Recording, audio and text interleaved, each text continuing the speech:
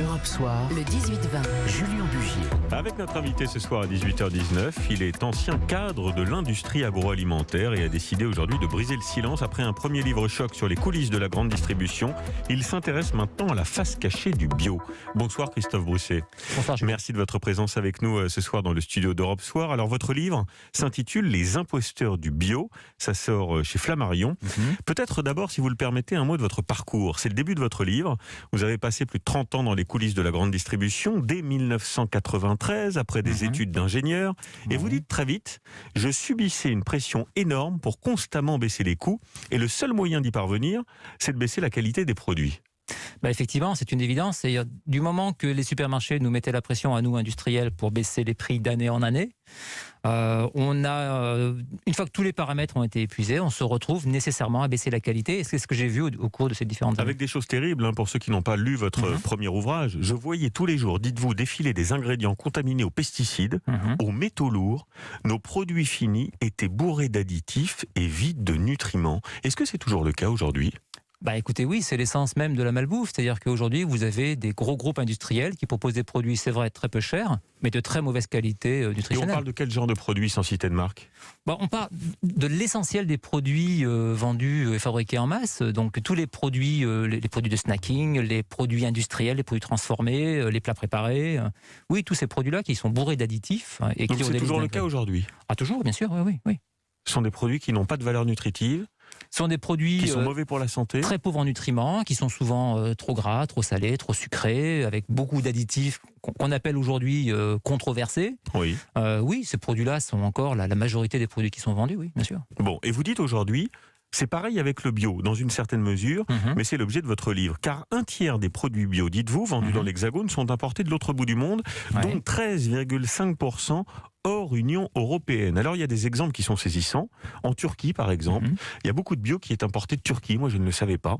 Et vous dites, en Turquie, il y a des faux bio. Expliquez-nous ça. Effectivement, la Turquie est devenue une plaque tournante du trafic de bio. Donc vous avez beaucoup de produits qui sont originaires de pays de l'Est, comme par exemple l'Ukraine, la Moldavie. Et on parle de quel type de produits ? On parle beaucoup de produits céréaliers et beaucoup de produits pour l'alimentation animale. C'est-à-dire qu'il faut savoir que la viande bio, donc les animaux qui sont destinés à la boucherie, doivent être nécessairement nourris avec de l'alimentation bio. Oui. Si cette alimentation n'est pas bio, à ce moment-là, l'animal n'est pas bio. Et ce sont des volumes considérables, des produits qui sont relativement peu contrôlés, qui sont un peu sous le radar et qui transitent par des pays comme effectivement la Turquie et les Émirats arabes. Alors il y a un autre exemple assez saisissant qui est un produit de grande consommation, sont les tomates. Les tomates bio d'Italie qui sont devenues un enjeu énorme pour la mafia, dites-vous. Elles n'ont de bio que le nom. Effectivement, moi c'est un produit que j'ai acheté pendant très longtemps puisque je travaillais pour une des principales usines de production de ketchup en Europe. Donc j'ai acheté beaucoup de tomates d'Italie et de Chine, et beaucoup de tomates entre guillemets origine Italie, en réalité sont importées de Chine. Donc effectivement la mafia s'est engouffrée sur ce type de produit parce qu'on peut faire très rapidement de très grosses marges avec très peu de risques. Oui, mais ça veut dire que quand j'achète une tomate bio qui vient d'Italie, forcément elle est produite par de l'argent sale, par l'argent de la drogue, par la mafia, et dans 2 cas sur 4, elle n'est pas bio. On ne peut pas dire forcément, parce qu'aujourd'hui, c'est quasi impossible de pouvoir dire en l'analysant qu'un produit est bio ou n'est pas bio. Il n'y a pas de moyen de le savoir techniquement. Ceci dit, il y a beaucoup d'affaires qui ont été révélées ces dernières années, et moi, par mon métier et par les contacts que j'ai pu prendre, j'ai vu effectivement qu'il y avait beaucoup de produits qui en réalité n'étaient pas bio du tout. Vous dites il y a entre 15 et 20% de produits frauduleux sur l'ensemble du marché bio, grosso modo, qui sont consommés aujourd'hui en France. Et vous dites aussi le cahier des charges du bio n'est pas assez contraignant, avec trop peu de contrôle. C'est le cas du label AB, qui date tout de même de 1985, qui est donc d'un autre âge, avec des produits qui ont une empreinte carbone de dingue. Vous citez par exemple l'exemple d'une pizza. Une pizza fabriquée en France avec des olives qui viennent du Maroc, de la farine qui vient de Chine et des tomates qui viennent d'Espagne. Donc elle est estampillée Made in France, mais tous les produits qui la composent viennent d'ailleurs et parfois de très loin. Effectivement, c'est ce que je veux dire, c'est que c'est pas parce qu'un produit est bio qu'il est forcément local, c'est pas parce qu'il est bio qu'il est forcément sain, et c'est pas parce qu'il est bio qu'il est forcément équilibré ou exempt de produits nocifs. Mais alors pour tous les consommateurs qui nous écoutent ce soir là et qui consomment bio comme beaucoup de Français, comme moi-même, comment est-ce qu'on choisit ? Comment est-ce qu'on est sûr de ce qu'on achète ? On peut jamais être sûr. Donc ça c'est la première difficulté, mais c'est vrai que il vaut mieux consommer du bio malgré tout, au moins c'est certifié avec le label Eurofeuille, qui est le label officiel européen aujourd'hui. Eurofeuille, voilà. Si vous voulez, c'est l'équivalent du label AB, mais au niveau de l'Europe. Donc c'est, entre guillemets, c'est le label valable sur toute la zone européenne. Donc au moins à ce niveau-là, on est à un niveau zéro du bio. Et si on veut un produit de meilleure qualité, vous avez des labels privés, type Biocohérence, Déméter et autres, qui sont beaucoup plus exigeants que les règles minimum imposées par la communauté européenne. Oui. Et vous mettez en avant d'ailleurs le marketing qui est utilisé pour promouvoir ces produits bio. De belles étiquettes toutes vertes, des photos de paysans sur les emballages et des mots qui sentent bon le grand air. Sauf que souvent, tout est faux. C'est du vent. Et vous dites, je les connais, ces acteurs de la grande distribution, parce que moi-même, j'en ai fait partie et j'ai travaillé avec eux. Et vous expliquez qu'ils n'y croient pas du tout au bio. Ils y sont venus par appât du gain, par pur opportunisme. C'est vrai, ça?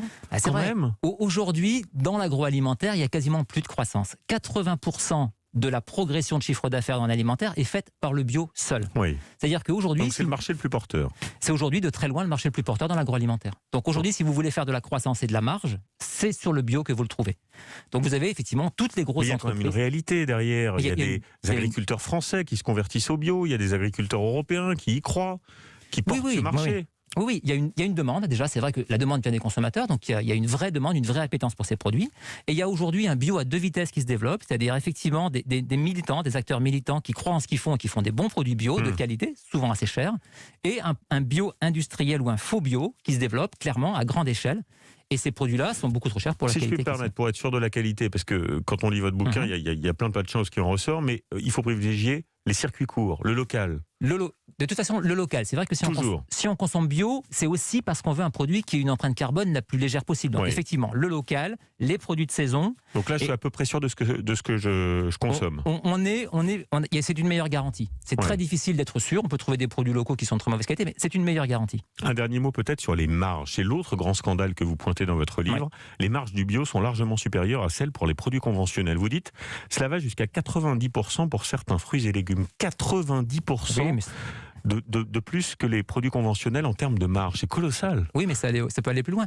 C'est vrai que des 60 millions de consommateurs et que Choisir ont constaté ces écarts de marge. Et en fait, les grandes surfaces ont intégré que les consommateurs savent que le bio coûte plus cher. Donc, sachant cela, ils ont tendance à charger la barque. Vous vous êtes fait des amis avec ce bouquin ? Oui et non, c'est-à-dire que les personnes qui comprennent ce pourquoi je me bats... Parce que vous travaillez dans l'industrie agroalimentaire. Vous avez été un insider d'une certaine manière. Vous avez été ingénieur pour cette industrie. Oui, je le suis toujours. Et c'est ce qui m'a permis aussi d'ouvrir certaines portes et de discuter avec des fournisseurs de produits entre guillemets bio, en Chine notamment, et d'avoir avec eux des discours très francs sur le produit qu'ils proposaient. Donc cette expérience et le fait d'être un insider me permet d'aller voir et de vérifier ce que je peux dire. Je vous demande un discours de vérité, parce que dans votre livre, c'est un discours de vérité que vous livrez pour les lecteurs. Quelle est la meilleure enseigne aujourd'hui en France, si je dois en choisir une ? Disons que personnellement, quand je suis en France, je fais mes courses chez Biocoop. Parce que j'aime leur attitude, j'aime leur cahier des charges, j'apprécie beaucoup leur ancien directeur Gruffat. Donc c'est une enseigne en qui personnellement j'ai confiance. Bon. Ceci dit, c'est mon opinion personnelle et ça n'engage que moi. Bien, merci Christophe Brousset. Je rappelle le titre de votre livre, ça s'appelle Les imposteurs du bio. C'est à découvrir dans toutes les bonnes librairies. C'est aux éditions Flammarion. Merci à vous. Merci.